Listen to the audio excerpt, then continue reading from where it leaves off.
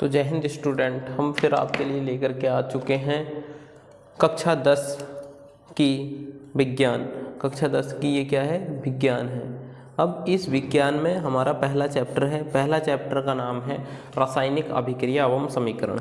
रासायनिक अभिक्रिया एवं समीकरण की शुरुआत आज हम बेसिक से करेंगे। यदि शुरुआती से शुरुआत में क्या है, सबसे पहले हम इसके रिएक्शन, ये नोट्स हैं आपके, ये नोट्स अगर आपको चाहिए हैं तो इन नोट्सों के लिए आप हमें Telegram channel study with Sohil पर फॉलो कर सकते हैं और आपको हम पूरी तैयारी आपकी प्लस नोट्स के साथ में इस प्रकार के नोट्स होंगे। रिएक्शन कैसी आती हैं, समीकरणें क्या होती हैं और रासायनिक अभिक्रियाएं क्या हैं, ये रासायनिक अभिक्रियाएं कितने प्रकार की होती हैं, फिर उसके बाद में संयोजन अभिक्रिया क्या है, वियोजन अभिक्रिया क्या है, हम ऐसे ही विस्थापन अभिक्रिया, द्विविस्थापन अभिक्रिया, जितनी सारी अभिक्रियाएं हैं और जितने क्वेश्चन हैं सारे के सारे आपको इधर ही कराएंगे और आपकी तैयारी 2027 को ध्यान में रखते हुए कंप्लीट कराई जाएगी।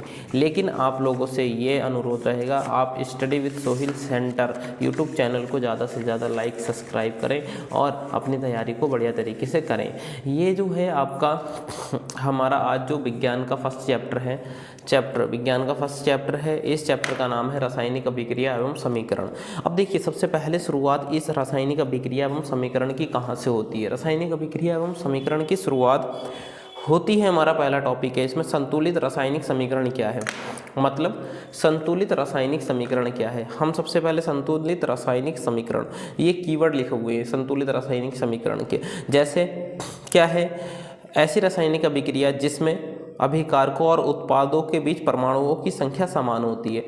हमें क्या कहना है, ऐसी रासायनिक अभिक्रिया या संतुलित रासायनिक समीकरण उसे कहते हैं, संतुलित रासायनिक समीकरण उसे कहते हैं जिसमें अभिकारकों उत्पादों के बीच परमाणुओं की संख्या समान होती है। उन्हें हम क्या कह देते हैं, संतुलित रासायनिक समीकरण कह देते हैं। संतुलित रासायनिक समीकरण के लिए अगर मैं एक एग्जाम्पल दूं, एक एग्जाम्पल दे के बताऊं तो अभी ग्रीन पेन, एक एग्जाम्पल संतुलित रासायनिक समीकरण का क्या होता है। जैसे कि मान के चलो, जे लिखा है हमारे पास में ZnO प्लस सी, एरो के बाद में बन जाएगा Zn प्लस CO। अब यहाँ पर हमारा जिंक ऑक्साइड है और ये क्या है, कार्बन। जिंक और कार्बन मोनोऑक्साइड अलग हो गया। ये हमारे पास में, मतलब जिंक यहाँ सिंगल है, जिंक यहाँ भी सिंगल है, कार्बन यहाँ सिंगल है तो यहाँ भी सिंगल है, ओ यहाँ सिंगल है तो ये भी यहाँ सिंगल है। मतलब ये मैंने एक छोटा सा एग्जांपल लिया है। अब देखो, संतुलित रासायनिक समीकरण क्या है, ऐसी रासायनिक अभिक्रिया जिसमें ये होते हैं हमारे, क्या होते हैं ये, अभिकारक, और अभिकारक के बाद में जो हमें प्रोडक्ट प्राप्त होता है वो होता है हमारे पास उत्पाद। तो इस साइड वालों को हम LHS कहते हैं। ये वाले जो हैं ZnO प्लस सी, इसको हम LHS कहते हैं, इसको RHS कहते हैं। मतलब LHS RHS में जो परमाणुओं की संख्या होती है वो समान होनी चाहिए। LHS और RHS में क्या है, परमाणुओं की संख्या समान होनी चाहिए। तो संतुलित रासायनिक समीकरण तभी उसे कहते हैं। अब संतुलित रासायनिक समीकरण की मैंने परिभाषा आपको कीवर्ड के अकॉर्डिंग बताई। संतुलित रासायनिक समीकरण उसे कहा जाता है जिसमें अभिकारकों और उत्पादों के मध्य परमाणुओं की संख्या समान होगी, उसे हम क्या कहेंगे, संतुलित रासायनिक समीकरण कहेंगे। संतुलित रासायनिक समीकरण जो एक नंबर में पूछ लेता है, क्या है संतुलित रासायनिक समीकरण, जो है द्रव्यमान संरक्षण के नियम के अनुसार काम करती है। रासायनिक अभिक्रियाओं में रासायनिक समीकरण संतुलित होनी चाहिए। द्रव्यमान संरक्षण का नियम क्या कहता है, संतुलित रासायनिक समीकरण द्रव्यमान संरक्षण के नियम के अकॉर्डिंग चलती है और द्रव्यमान संरक्षण का नियम कहता है रासायनिक अभिक्रियाओं में रासायनिक समीकरण संतुलित होनी चाहिए। अब क्या है रासायनिक समीकरण, क्या है, इसकी कीवर्ड लिखे हैं मैंने, रासायनिक समीकरण। देखो, संतुलित रासायनिक समीकरण रासायनिक अभिक्रिया एवं समीकरण से शुरू करा है चैप्टर, तो रासायनिक अभिक्रिया संतुलित रासायनिक समीकरण सबसे पहले आएगा, तो इसका पता लग गया। अभिकारक और उत्पादों के बीच परमाणुओं की संख्या समान होगी तो हम उसे क्या कहेंगे, संतुलित रासायनिक समीकरण कहेंगे। अब रासायनिक अभिक्रिया या रासायनिक समीकरण, इसमें क्या है, कार्बनिक और अकार्बनिक दोनों प्रकार के पदार्थों का अध्ययन किया जाता है, जिसमें कार्बनिक पदार्थ भी होंगे, अकार्बनिक पदार्थ भी होंगे, उनके अध्ययन को ही हम क्या कहते हैं, रासायनिक समीकरण कहते हैं। ऐसी रासायनिक अभिक्रिया जिसमें कार्बनिक और अकार्बनिक पदार्थों का अध्ययन किया जाता है उसे हम क्या कह देते हैं, रासायनिक अभिक्रिया कह देते हैं। अब ये जो इसके आगे है हमारा, इसमें जो टॉपिक 3 है, इसमें संतुलित रासायनिक समीकरण सिद्ध करना सिखाना है, तो इसको हम इस वाले टॉपिक को बाद में इसको करते हैं। इसके बाद में हमारे पास में जितनी रिएक्शन है उनको हम पहले देख लेते हैं, क्योंकि इसके बाद में ये टॉपिक थोड़ा बड़ा हो जाएगा। और इस टॉपिक को हम जो संतुलित रासायनिक समीकरण है, इस संतुलित रासायनिक समीकरण के पास में हमारे पास कई रासायनिक समीकरण हैं, 4 यहाँ पे रासायनिक समीकरण हैं और 4 ये हैं, तो 8 हो गई, 8 और कम से कम 12 के करीब ये हैं, तो ये 20 संतुलित रासायनिक समीकरण, 20 से 24 संतुलित रासायनिक समीकरण आपको बताई जाएंगी।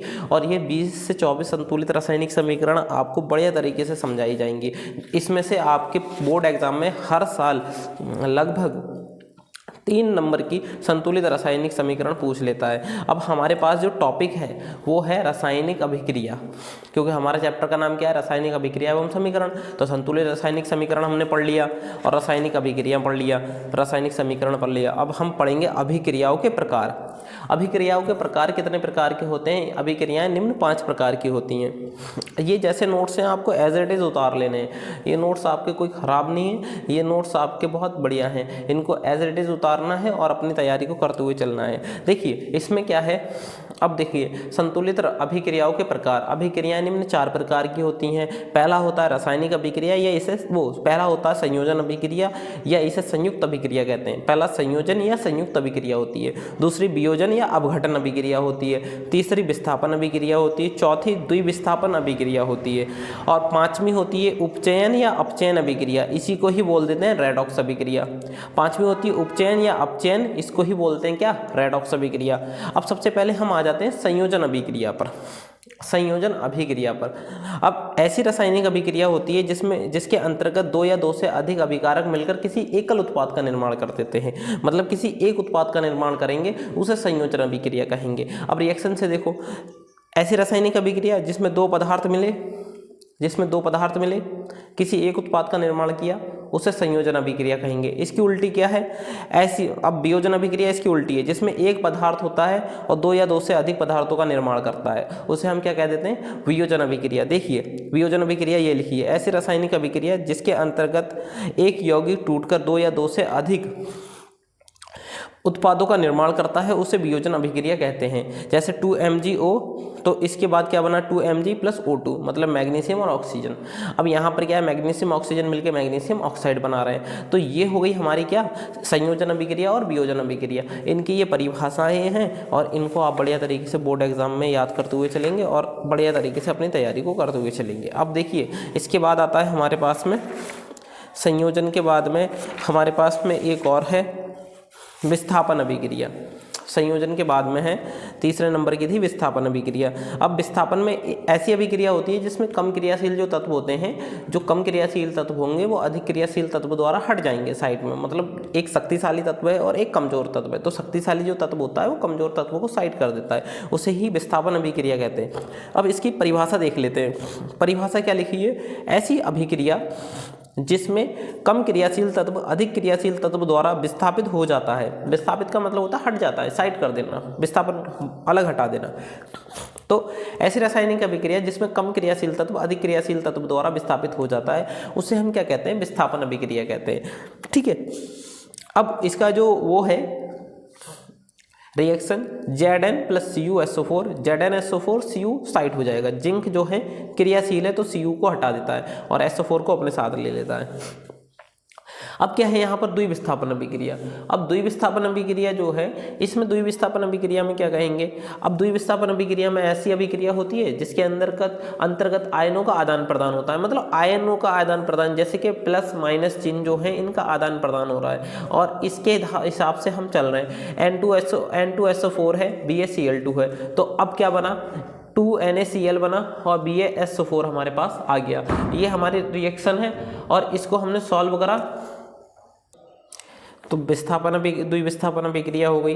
अब हमारे पास में उपचयन अभिक्रिया होती है। उपचयन कैसी अभिक्रिया होती है? जिसमें ऑक्सीजन का योग होता है, जिसमें ऑक्सीजन जुड़ता है उसे उपचयन अभिक्रिया कह देते हैं। जैसे मैग्नीशियम और ऑक्सीजन मिलकर के मैग्नीशियम ऑक्साइड बनाते हैं, इसे उपचयन अभिक्रिया बोलते हैं। इसमें ऑक्सीजन तो जुड़ता है लेकिन हाइड्रोजन का क्या होता है? ह्रास होता है। कहीं ऐसी भी अभिक्रिया मिलेगी, ऐसी रासायनिक अभिक्रिया जिसमें हाइड्रोजन का ह्रास होता है, उसे हम क्या कहते हैं?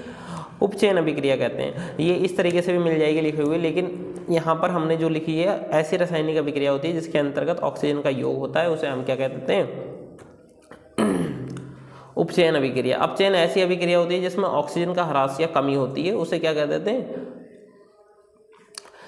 अपचयन अभिक्रिया। अब इसी के ही बाद में है रेडॉक्स अभिक्रिया। रेडॉक्स अभिक्रिया क्या है? रेडॉक्स अभिक्रिया ऐसी अभिक्रिया होती है जिसके अंतर्गत उपचयन तथा अपचयन दोनों प्रकार की अभिक्रियाएं एक साथ होती हैं, उसे हम क्या कह देते हैं? रेडॉक्स अभिक्रिया कह देते हैं। ऐसी रासायनिक अभिक्रिया होती है जिसमें उपचयन और अपचयन दोनों अभिक्रियाएं होंगी। रेडॉक्स में ऑक्सीजन का योग भी होगा और ह्रास भी होगा, तो उन दोनों को हम क्या कहेंगे? रेडॉक्स अभिक्रिया कहेंगे। देखो, उपचयन में ऑक्सीजन का योग हो रहा है, मतलब ऑक्सीजन जुड़ रहा है, तो रेडॉक्स में पहले तो ऑक्सीजन जुड़ भी रहा है, और अपचयन में क्या होता है? ऑक्सीजन का ह्रास भी होता है। तो ह्रास होता है तो दोनों चीज़ें मिल रही हैं यहाँ पर। तो रेडॉक्स अभिक्रिया हम कैसे लिखेंगे? ऐसी रासायनिक अभिक्रिया जिसके अंतर्गत उपचयन तथा अपचयन दोनों अभिक्रियाएं होती हैं, ऐसी अभिक्रिया को हम क्या कहते हैं? रेडॉक्स अभिक्रिया कहते हैं। अब एग्जाम्पल के थ्रू देखते हैं रिएक्शन इसकी। CuO प्लस H2, एरो क्या बना? Cu H2O। अब ये जो Cu है, CuO, तो मतलब कॉपर ऑक्साइड के साथ में क्या हटा? ऑक्सीजन जुड़ गया, हट गया, तो कॉपर बचा केवल। और हाइड्रोजन है, हाइड्रोजन के साथ में ऑक्सीजन जुड़ गया, जिसके साथ ऑक्सीजन जुड़ा उसे हमने उपचयन बोल दिया, जिसके साथ से ऑक्सीजन निकला उसे हमने अपचयन बोल दिया। अब ऐसा कैसे? देखो, यहाँ पर हमने देखा था जिसके साथ ऑक्सीजन जुड़ा था वो थी उपचयन, जिससे ऑक्सीजन निकला था वो थी अपचयन। तो देखो, ऑक्सीजन किसके साथ जुड़ा? हाइड्रोजन के, तो हाइड्रोजन के साथ में जुड़ रहा है तो क्या बन रहा है? उपचयन। और CuO से हाइड्रोजन निकल रहा है तो क्या हो गई? अपचयन। ऐसे ही zinc oxide plus Cu, zinc oxide ZnO, zinc oxide Cu, Zn plus CuO। तो यहाँ पर क्या है? जिंक, देखो ZnO, यहाँ पर क्या हो गया? ZnO के साथ से Zn बचा है, तो इसके ZnO से ZO निकला है तो अपचयन हो गया, Cu में जुड़ा है तो उपचयन हो गया। तो ये थी हमारी रेडॉक्स अभिक्रिया। और